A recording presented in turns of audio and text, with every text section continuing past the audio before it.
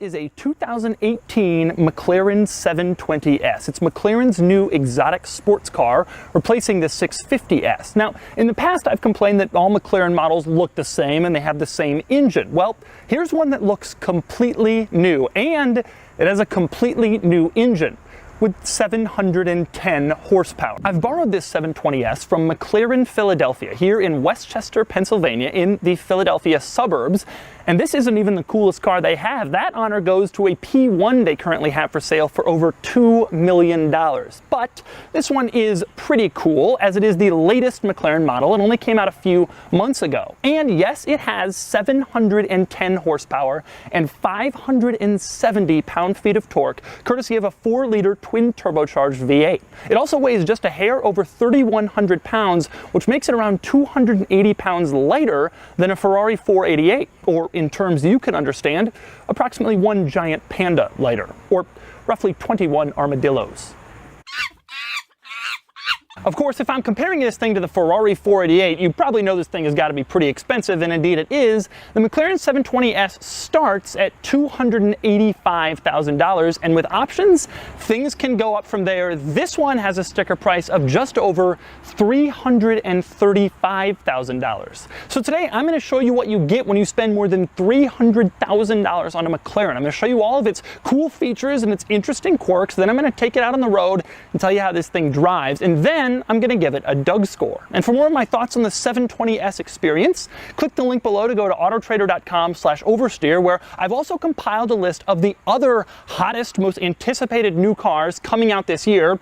And I'm sure you have, which is, how do you get in the 720S? There's no visibly obvious exterior door handles. Well, it turns out you reach into the middle of the door behind the door panel, and there's a little black pad. Put your hand on it, pull, and then the door pops right open. And then you jump inside. So now I'm inside the 720S to go over the long list of quirks and features in the interior of this car. There are some really cool ones. Starting with the coolest of all, that would be the gauge cluster. Now, when you get in the car, you'll notice that there isn't a gauge cluster. It's not until you turn on the car that the gauge cluster whirs into place, making a full 90-degree turn so that it displays itself to you. But that's not the coolest thing about the gauge cluster. The coolest thing about the gauge cluster is that when you put the 720S into track mode, the gauge cluster whirs down again and goes back into the position that it's in when the car is off, and it only displays the information you absolutely need to know on the very top of the gauge cluster. Put the car back in sport mode or regular mode and the gauge cluster goes back to its normal position, displaying more information. Now, interestingly, it's not just track mode that you can use to change the positioning of the gauge cluster. There's also a little button to the left of the steering wheel that you can push, and that will change the gauge cluster from down to up and vice versa. Another cool thing about the gauge cluster is that you can customize when it whirs into its lower position. The default is track mode, but in the center infotainment system, you can change that to sport mode and track mode, or you can make it so it only happens when you manually push the button.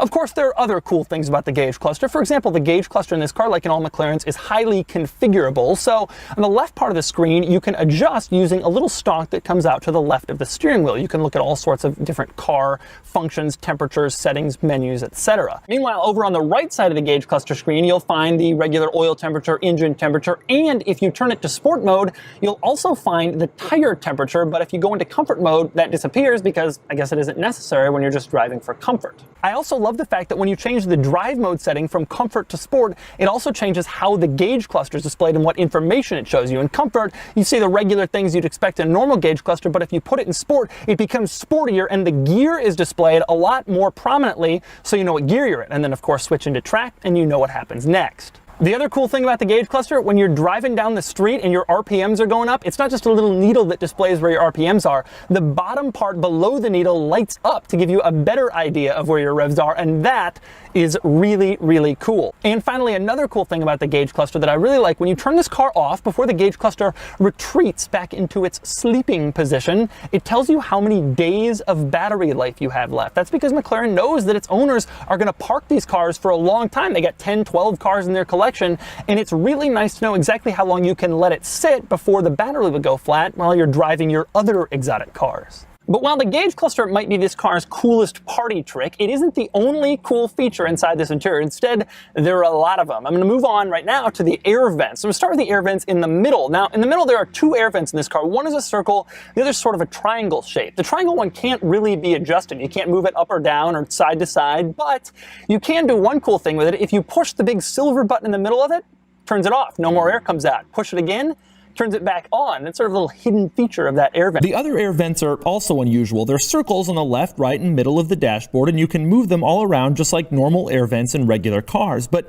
the cool part is if you turn the little silver tab in the middle, it turns the air vent on and off and on and off, which is a cool little quirk of the air vents. Next up, two more of my favorite features in this car in the middle of the interior. That would be the drive mode selector and the transmission selector. I'll get to the transmission selector in a second, but the drive mode selector is especially cool. It allows drivers to change between comfort, sport, and track mode, but unlike other cars, you can do this twice. One switch for the powertrain and one switch for the suspension. That means you can have the powertrain in track mode for crazy fast throttle response, but just in case you're driving around on the street, you can put the suspension in comfort mode, so the ride doesn't beat you up. It's a really cool idea. Now, the other cool thing about the drive mode selectors, you can't just turn them in order to change the drive mode. First, you have to activate them, so you're really sure you want to change the drive modes before you do it. It feels like you're confirming something on a fighter jet. Moving on to the transmission selector, this has to be the coolest transmission selector in any car. There's no gear lever. There aren't even regular buttons. Instead, there are these little levers you push to get the car from reverse to neutral to drive.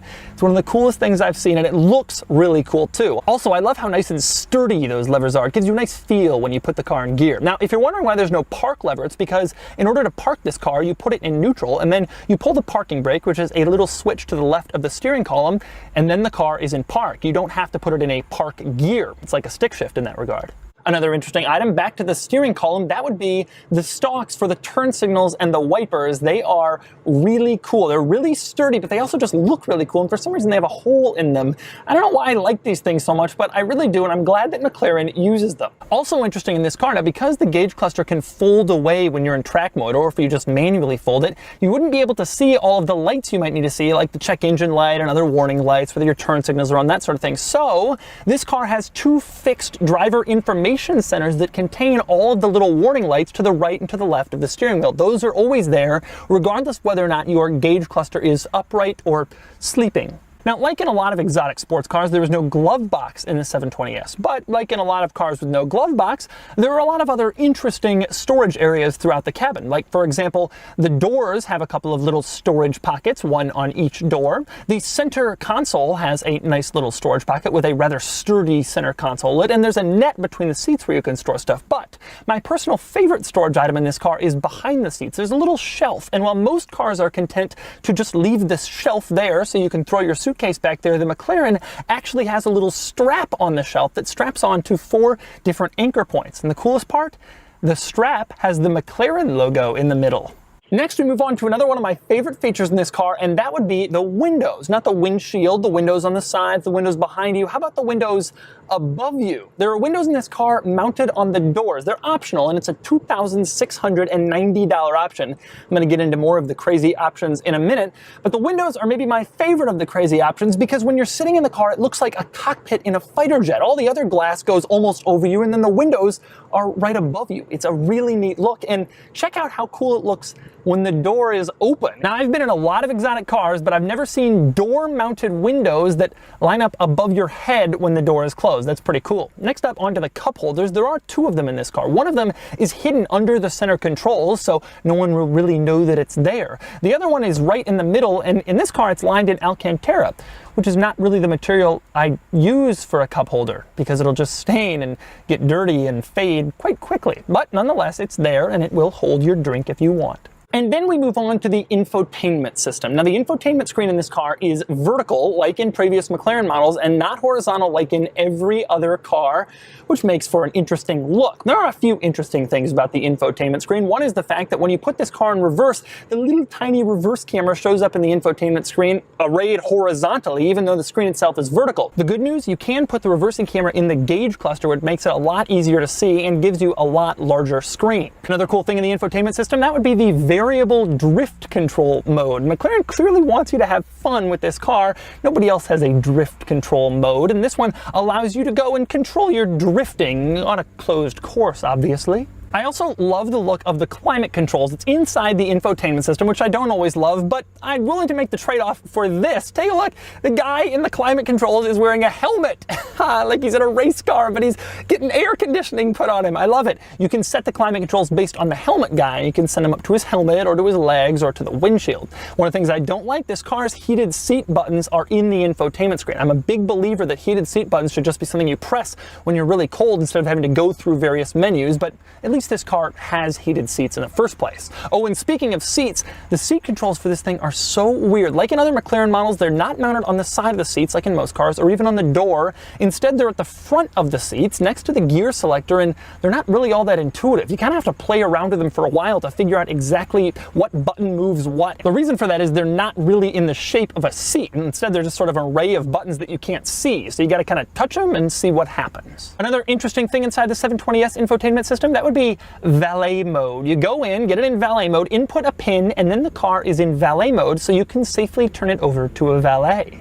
And what happens then? When the 720S goes into valet mode, the top speed is limited to just 35 miles an hour, and the engine revs are limited too. Not that that will stop valets from finding a way to damage it. I also love the track telemetry options for drivers who take their 720S on the racetrack. Go into it and you read a little disclaimer saying that when you're using track telemetry, the radio, phone, and media are disabled. Pretty cool, but so's this. You can compare your lap time with prior laps, enter your driver name, or even note bad weather so you know why a lap may have been a little slower. There's even an option for snow in case you're doing some snowy track days in your $335,000 McLaren 720S. Next up, we move on to the doors. You're probably wondering, how do you get out of this car? Well, there isn't a standard door handle, but there is this electronic door pull. Pull it and then just push on the door and it opens right up. The harder part is actually closing the door. These doors are really, really heavy, and getting them closed properly requires some force. Now, obviously, if the electronic door pull isn't working, there is a manual release. It's just to the left of the driver's seat or the right of the passenger seat. The cord you pull to manually open the doors in case the battery has failed. Now that I've figured out how to open the doors and get out of the 720S, time to move on to the quirks and features of the exterior. There are many. We will start with the headlights, which have been very controversial in this car. In fact, a quick glance, you might think that the headlights are missing, but they're not. The weird thing about the headlights is there's this little cutout, like you can see, and there's a bar going across it. Well, that's not the headlight. That's actually the turn signal, and I think it looks kind of cool. The bar goes across the headlight, and then it sort of continues on the other side of the bodywork by the wheel. The actual headlight itself is further in underneath that bar behind it, and also behind that bar is a little air intake. So it's a combo headlight, turn signal, air intake thing. This is a controversial aspect of this car, but I think it looks at the very least interesting. Now, moving on to the trunk, you'll find a couple of interesting items up here in the 720S, starting with the fire extinguisher, which, by the way, it's hilarious. It's in the trunk. A fire starts in the car, and you stop, pull over, you pop the trunk, walk to the front, open it, turn on the fire extinguisher. It's like 30 seconds before you can actually start battling the flames. Anyway, there's the fire extinguisher, and there's also a first aid kit and a warning triangle. Now, the reason I find those things kind of interesting is because they're cheap. The fire extinguisher costs only $180 per the window sticker, and the first aid kit and the warning triangle are only $80, which is absolutely nothing on the window sticker of a $335,000 car. In fact, this car has the Mclaren Sports option package, which is over $11,000, and it shares a window sticker with an $80 warning triangle. It's probably the largest discrepancy in the entire history of car window stickers. Now, speaking of the warning triangle and first aid kit, something else interesting about this car, you can't open the engine compartment of a 720S. Seriously, you pay $335,000 and you can't even look at your glorious engine. There's no button inside the cabinet, doesn't pop back there, there's no way to do it, except hidden inside the warning triangle and first aid kit compartment, there is a little tool that allows you to get into the engine compartment, but only in an emergency. Otherwise, McLaren doesn't want you fooling around back there.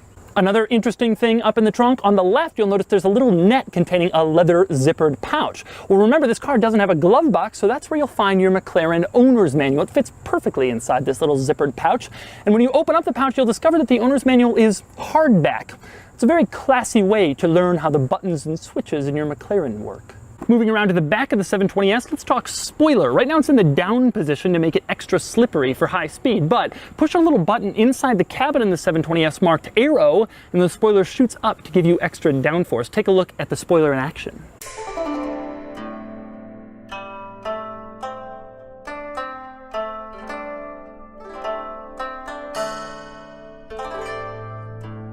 Something interesting worth noting as you look at the spoiler going up and down, maybe you noticed it, normally the third brake light in this car is right here under the back window, but when the spoiler is up, it would obstruct the third brake light, and so when the spoiler pops up, the third brake light switches from here to the spoiler itself. Put the spoiler back down and the third brake light switches back from the spoiler back to this little spot below the window. It's a kind of cool little touch if you notice it when it's going on. A few other interesting things in the back of the 720S. One of the things I like best about this car, all the McLarens, is that the exhaust is right here in the middle above the license plate. It's not only a cool look, but it lets you hear it a little bit better than you would if it was down here. I really like that. I also love the look of the tail lights, the brake lights, the turn signals. It's these tiny little lines, and they're arrayed just perfectly on the back. They give this car a really dramatic effect.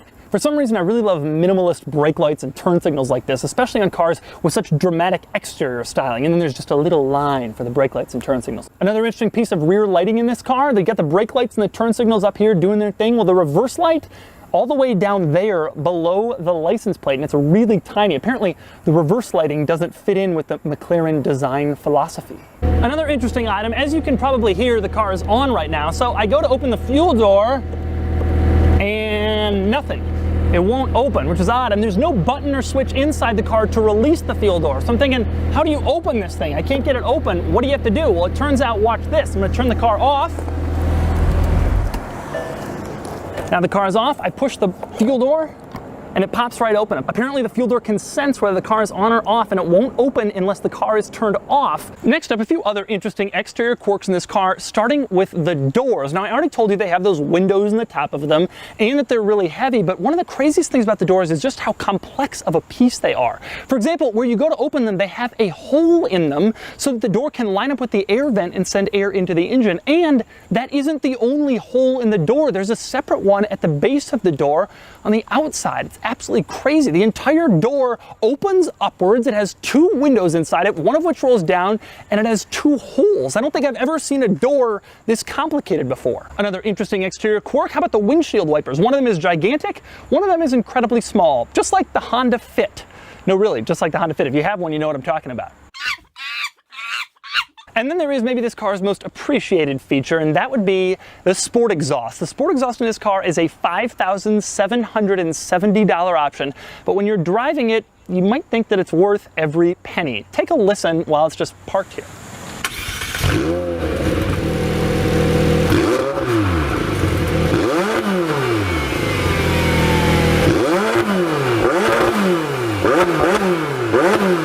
Okay, so those are all the 720S's unusual quirks and cool features, and no surprise it has a lot of them. Now it's time for maybe the best feature of all, the driving experience. Time to get this thing out on the road and see what it can do. All right, driving the 720S. I've wanted to do this ever since I first saw a picture of this car, just like I'm sure all of you did.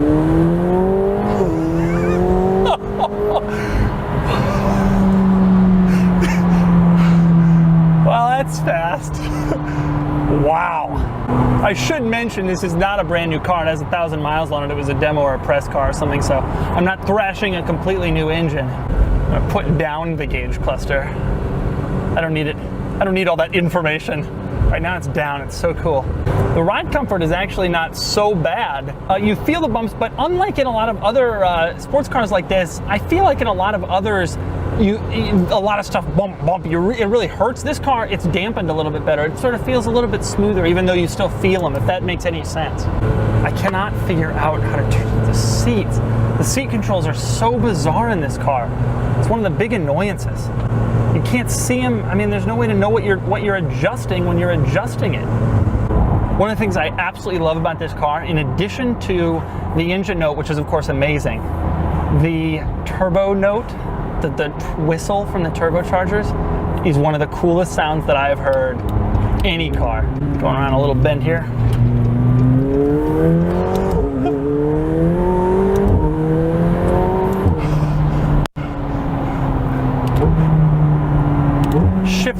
instant, absolutely instant. But that's not the crazy part. The crazy part is the speed.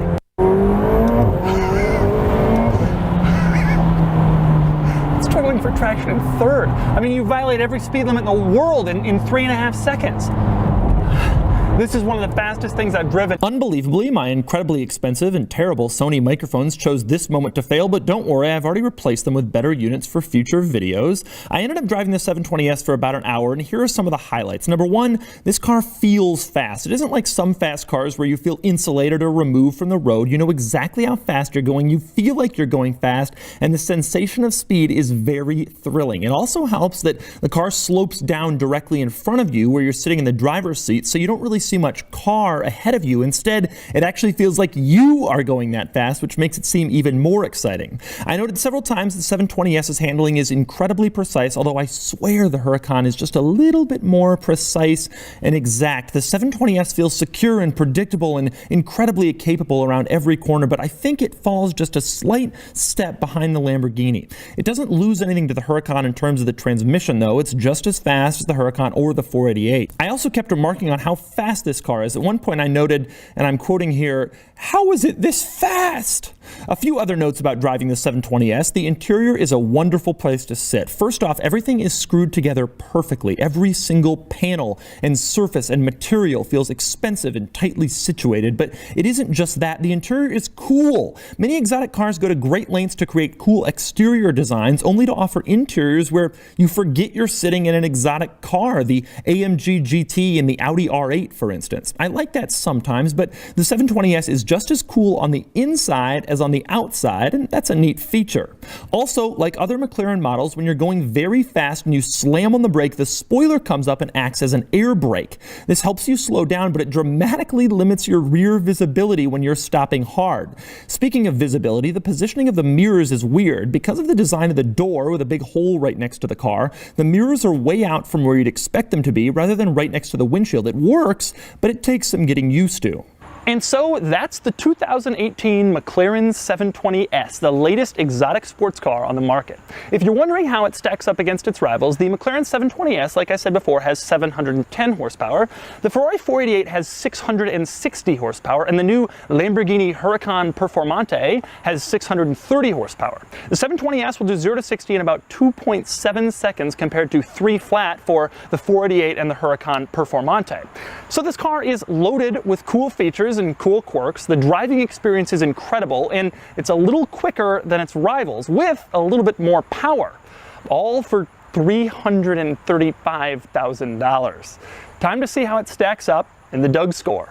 Starting with the weekend categories and styling, I love how the 720S looks, and I think its shape is more thrilling than the competition, but I understand the complaints about the headlights, so I'm going to give it an 8 out of 10. Acceleration, it does 0 to 60 in 2.7 seconds, which earns it a 10 out of 10. Handling is very, very, very good, and the 720S is just about perfect, but I swear the steering is just a little slower than the Huracan, which earned a perfect 10, so the 720S gets a 9 out of 10. Next up is cool factor, and this car is near the top. It's the hottest new exotic car. Most people haven't seen one yet, and it easily earns an 8 out of 10. Importance is also high, as this is not only a sought-after, desirable exotic car, but also McLaren's first model with this new styling and new engine, so it gets an 8 out of 10. Added up, and the total weekend score is 43 out of 50, leaving it 1 point behind the Huracan and tied with the 488. This is going to be a close one in the battle for the Doug score. So we move on to the daily categories and features, where the 720S is simply better equipped than the 488, and especially better than the aging Huracan. It's on par with the new R8 V10 Plus, and it earns the same score, an 8 out of 10. Comfort is good, better than the rough Huracan and 488, and it once again ties the R8 V10 Plus with a 5 out of 10. Quality, however, is a sore spot. The 720S's interior is truly fantastic, with everything put together wonderfully and with excellent materials, but long-term reliability is a worry with a relatively new, relatively unproven brand. It gets a 7 out of 10, which is below all the rivals. rivals. Practicality is weak. The 720S has just 5.3 cubic feet of cargo space, which is far below the 488's 8.1 cubic feet. And while the 720S has an extra space under the rear glass, it's really hard to access. Consider that plus 2 seats and bad fuel economy, and I can't give it more than a 2 out of 10. And that brings us to value. The Huracan and R8 V10 Plus got a 7 out of 10, but they're way cheaper than the Mclaren, and if the 720S is like other McLaren models, it's going to depreciate quickly. It earns a 6 out of 10, bringing the total daily score to a 28 out of 50. Add it all up, and the total Doug score is 71 out of 100, which places it near the top. But let's take a closer look compared to rivals. The Huracan is still the champion on the weekend score, but it's worth noting the 720S is faster. I just don't have a way to show anything above a 10 out of 10. More importantly, the 720S combines the R8 V10 Plus's excellent scores on comfort and features with the 488's excellent weekend score, which is no easy feat. The 720S only loses when it comes to value, dependability, and practicality, things I think most exotic car owners consider a little less important than the other stuff. It might have the same score, but I personally would take the 720S over the others, at least until the next new one comes out, because that's the trick in this segment. The newest one is usually the best until the next newest one comes out, then it's the best, and the cycle continues. But right now, the 720S is the newest, it's the best, and I loved it.